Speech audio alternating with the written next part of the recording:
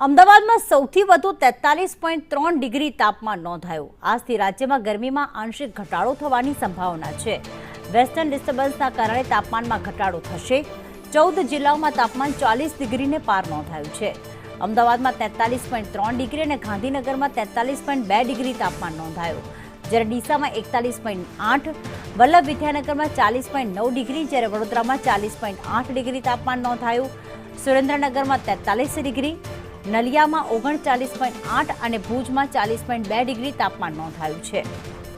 આ તરફ પોરબંદરમાં 37.2 ડિગ્રી અને રાજકોટમાં 43 ડિગ્રી, જ્યારે કેશોદમાં 40 ડિગ્રી તાપમાન નોંધાયું છે।